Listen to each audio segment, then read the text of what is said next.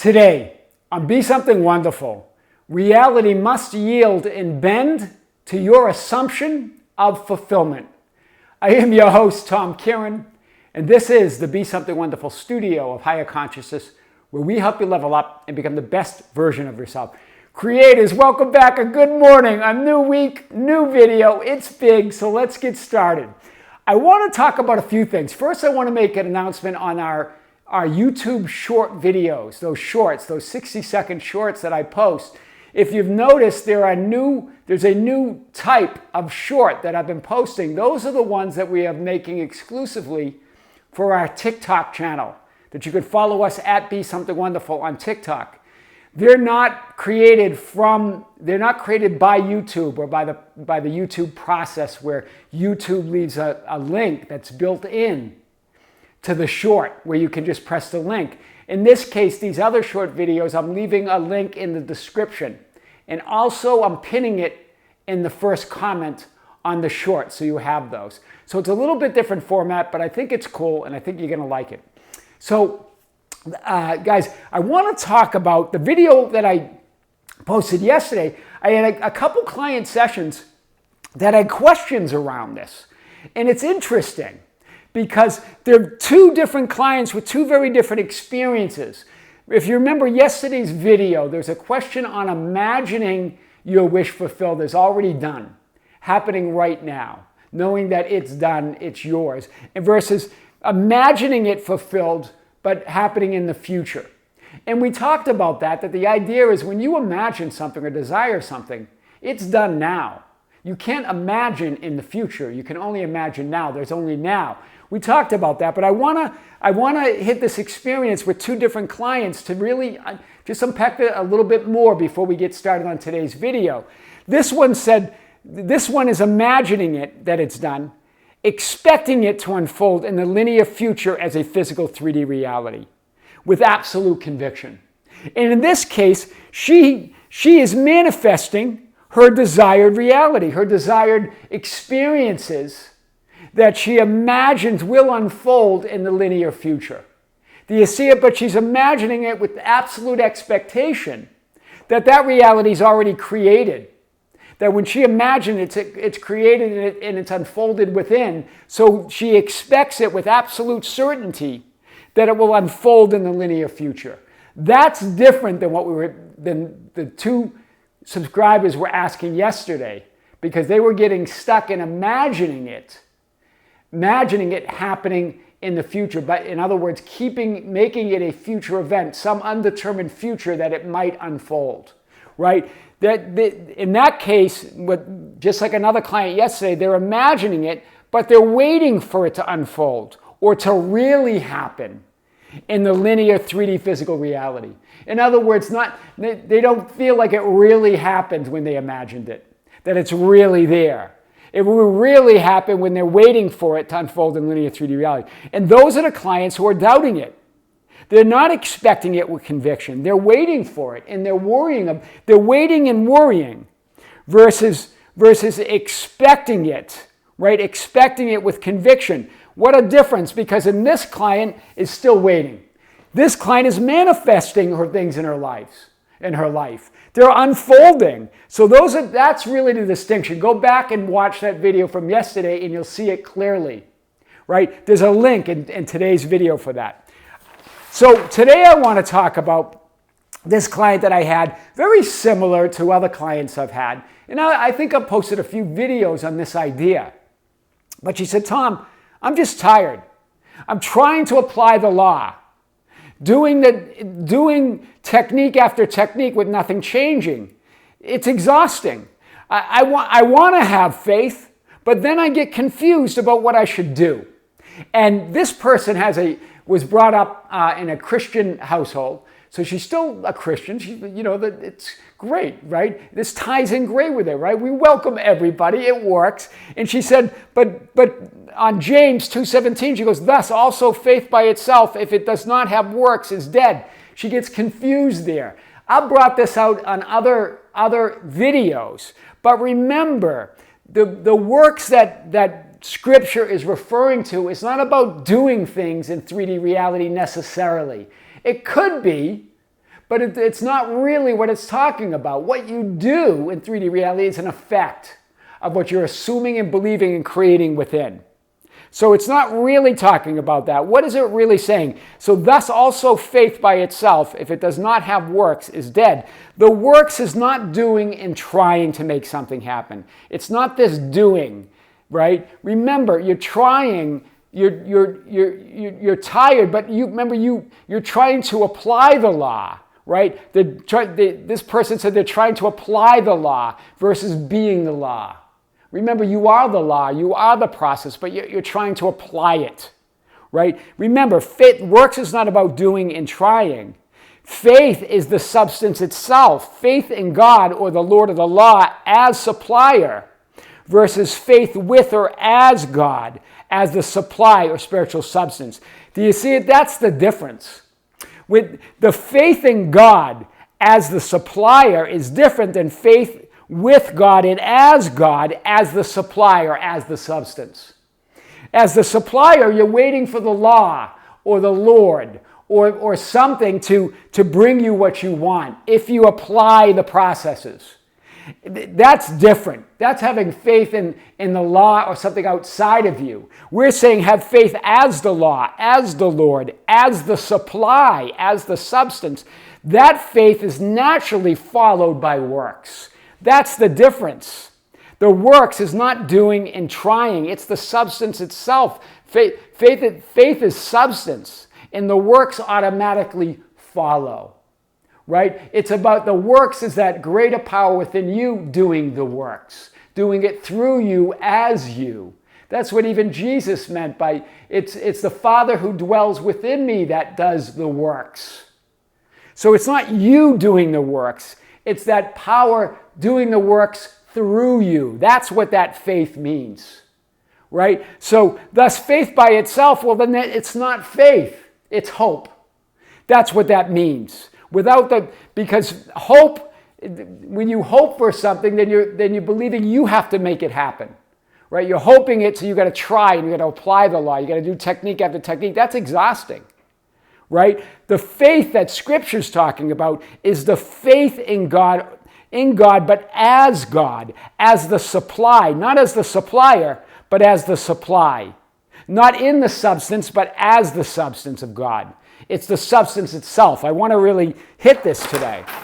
Faith as true spiritual understanding and awareness of your true nature is naturally followed by works, by virtue of the law or the Lord. Do you see it? It's natural. The works are naturally done through you as you. You allow that natural power, your natural ability to work through you as you focus on the assumption of your wish fulfilled. That's true faith. Focusing on your assumption of the wish fulfilled and then allowing that higher power that you are one with, from where you come and of which you are made, to work through you and as you. That's faith as spiritual, that's faith as true spiritual understanding and awareness of your true nature is naturally followed by works, by virtue of the law of the Lord. I am the Lord and there is no other. There is no God beside me. Besides me. That's what that means, that you are the law, that you are the Lord. It's not about applying it. It's not looking at God as the supplier. It's looking at God as the supply, as the substance itself, and you as that substance, as one with that substance, right? To apply the law and do techniques is tiring and exhausting. When you believe and assume, I am not, and you try to be, I am. Do you see it? It's exhausting when you believe and assume that you're not something and you're trying to be it. You already are that. You are the Lord or the law. You are the process. No effort or techniques are required to be who you really are. That's what we mean. Faith as true spiritual understanding and awareness of your true nature is naturally followed by the works or by virtue of the law or the Lord.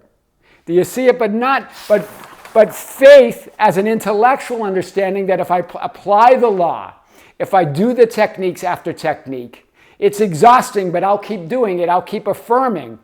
Now you're placing the power outside yourself. So that's not faith at all. That's blind faith. faith in a power or another source, right? And so that faith is dead because it's not true faith. It doesn't have works that naturally follow it. That's what it means. That's what it means by faith by itself. If it does not have works, is dead. In other words, if it's not that spiritual understanding of that greater awareness of who you are, and understanding that you are one with God, God works through you as you, that God's not merely the supplier, God is also the supply, and you are the supply. You are that substance as well. It works through you and as you. You don't apply the law, you are the law. You are the Lord. You don't apply processes, you are the process. That's the type of faith we're talking about. Otherwise, the faith is dead. It doesn't have works that follow it. You're trying to do the work of that higher power, right? You're trying to make something happen. That's the difference, right? You are the Lord or the law. You are the process. No effort techniques are required to be who you already are, right? They're to magnify who you already are. They're to align and allow that power to work through you. That's what every process does, is to align you with and allow that higher power to work through you and as you. But it's not to create anything. It's already created. You are already that. I am the Lord, is no other. There's no God besides me. That's what that means. Faith is true spiritual understanding, truly aware of your true nature, and is naturally followed by works by virtue of the law or the law. Right? So let's hit it a little bit more. Doing and trying, it's not about that. It's about aligning and allowing that higher power, divine will, to work through you. Right? That's why Jesus said, not my will, but yours be done, to work through you and as you.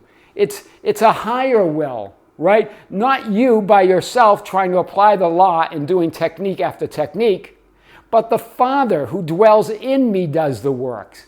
That's what that means, faith without works. Right? Faith, if not followed by works, if not with works, is dead. It's dead unless you allow that Father, that power to work through you. That does the works. It's not my will, but yours be done. That higher power will do the work through you, not you by yourself trying to apply the law, trying to do technique after technique. That's the true meaning of faith with works. Faith without works is dead because it is hoping. It is hope. It's hoping if I do the right things, the law of the Lord will grant me my wish. That's exhausting. It's hoping that, if I do the right things, if I apply the right techniques, if I'm a good person, all of that, if I think and feel the right thoughts, then that power will grant me, that law will grant me what I want. That's different. That's believing that that's faith without works. It's dead because it's hope. You're hoping it will be done. You're hoping it will happen. Do you see it? Big difference there, guys. Right? Remember, that law works through you and as you. That's really what we're talking about here. So it feels tiring and exhausting when you believe and assume you're separate from Source, separate from what you desire, and separate from your ideal experience of reality. That does have a sensation of exhaustion or being tiring, right? Because separation is tiring, right? But here's the good news. You're never separate from any of it. You are Source. I am equals Source equals you, but you can create and perceive the experience of being separated from all that is and all that you are. And that's where the feeling of exhaustion comes from, that assumption or thought of separation. And then remember, you are Source energy. There's only one emotion. It's love. It's Source. So when it's put through a filter of a thought of separation, well, that feels exhausting. That feels tiring. Now you have to create it. Now you have to do things to get that law to work for you, right? And that's exhausting and tiring. Or in other words, there are thoughts of separation that create the feeling experience of being tired and exhausted. But it's all the excitement of Source energy. You're only ever feeling Source energy put through some filter or thought or assumption of separation. Separation from Source, separation from God, separation from you as that power, working as you and with you and through you, right? That's the faith that we're talking about. That's the power we're talking about. God's working through you and as you, right? Not merely as the supply of everything you want, not merely as the supplier of everything you want, but as the supply itself, as the substance itself, and you are that substance. You are a center of that God consciousness. You are one with that divine substance. It's with it. It's you creating out of you, right? That's exhausting when you feel that separation. So remember, I just want to show this. Here's physical reality. That's the reflection, right? The reflection of your mind or the mirror of your mind. You're looking here, but you're trying to apply the law here in your mind. But you're looking here. That's exhausting. The 3D conditions, the outer experience hasn't changed.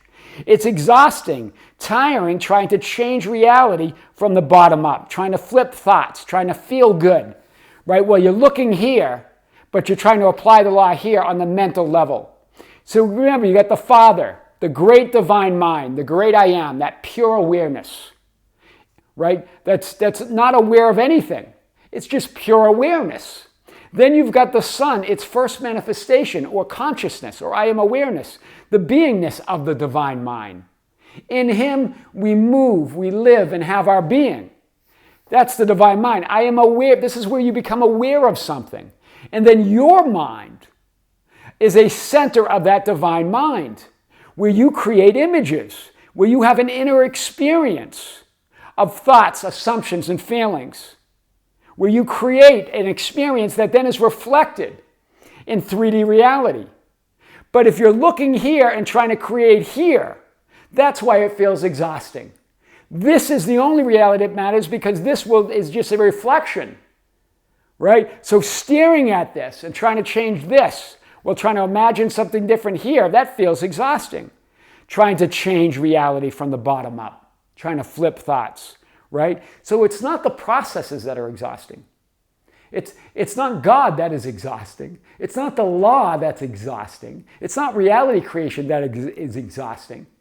Right? It's you looking out there trying to change, saying, I'm unhappy with these conditions, and resisting them, trying to change them, trying to move them, or just complaining about them. That's exhausting. Right? So how then, you say, how do I align with and allow that higher power, I am God, my natural inner authority, to work through me and as me? If that is the faith, if that is the works that we're talking about, that is, after all, that is the works that James is talking about in Scripture. That's the works. It's aligning and allowing. You don't have to connect with Source or God. You are Source. You're never not connected. Instead, connect with what you love. That's what you can connect with. Connect with your assumption of fulfillment. That's how you do it. That's how you align with and allow that higher power to work through you. That's the works, your works, right? The greater works are done by that higher power, but your only job is to imagine it, to connect with what you love, connect with the assumption of your end, your desired, imagined, and assumed end. Imagine that. Keep that frame of reality. Focus on that. Keep that in your light, in your attention. Focus on fulfillment, and that's all you'll see. Feel the love and gratitude of your assumed or imagined reality versus the lack and loss of reality as it appears to be. Because if you have conditions that you're looking out that you're just not happy with, that haven't changed, then you're looking at the lack and loss of reality. That's what you're feeling instead of the love and gratitude. You're connecting with the lack and loss versus the love and gratitude of what you want. You're connected with the lack or loss of what you don't have. But instead of feeling the love or gratitude of what you desire or assume to be. That's big. So your entire life experience, remember, is determined by your state of being right now. Your state of being, your physical 3D experience is determined by what you are thinking and feeling. That determines what you manifest, see, and perceive as your 3D experience. You see that? Your state of being, your thoughts plus feelings is your state of being. Right, is determined by your assumptions of yourself and the world, the law of assumption. And your assumptions are determined by who and what you are aware of being, or your self-concept. Who do you say you are? Who do you say you are? Are you that reflection?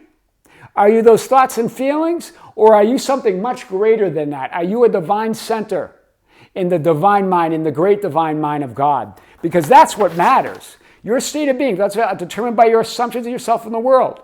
And your assumptions are determined by who and what you're aware of being, your self-concept. That's what we're talking about, right? You're only ever feeling what you're thinking and assuming. So what's the key then? It's the higher divine thought that I am that I am. That no matter what I assume or desire, it's done because I am that I am. That plus source energy, the elevated emotions of love and gratitude, feeling the love and gratitude of that. That's your natural state of being. That's aligning and allowing. Do you see it? Thoughts plus feelings, yes, equal your state of being. But what's your true state of being? Who are you really? You are that higher thought, that higher divine mind, plus that higher or elevated emotions, as Dr. Joe Dispenza talks about. That's your natural state of being. That's aligning and allowing. This is what Dr. Joe says. If you insist on thinking and feeling equal to the circumstances in your life, you will reaffirm that particular reality. Dr. Joe Dispenza there. You will continue to reflect that 3D physical experience, in other words. Be greater than the temporary thoughts. Be greater than the temporary feelings. Be greater than the temporary conditions.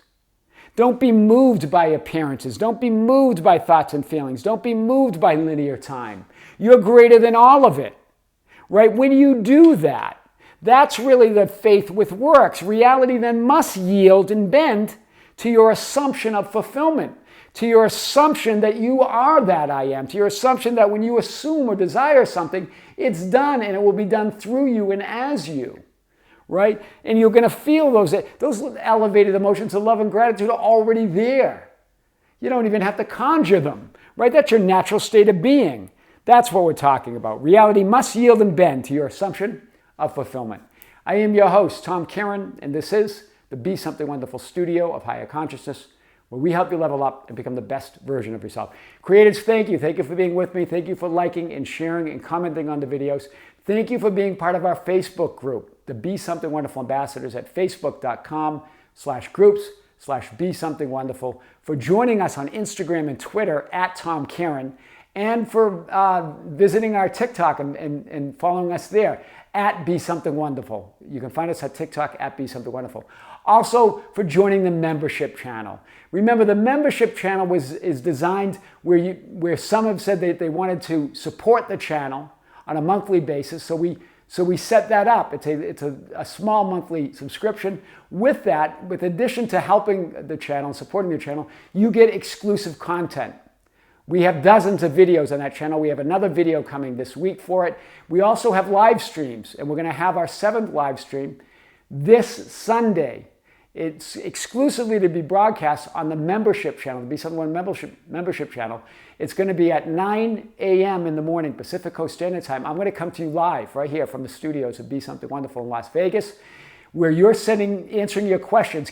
I'm getting more questions this morning. Keep sending them to info@besomethingwonderful.com. 1 week from now, less than a week from now, we're going to be coming to you live. Creators with great love, with great light and infinite gratitude. This is Tom with Be Something Wonderful in the studios in Las Vegas. We'll see you soon.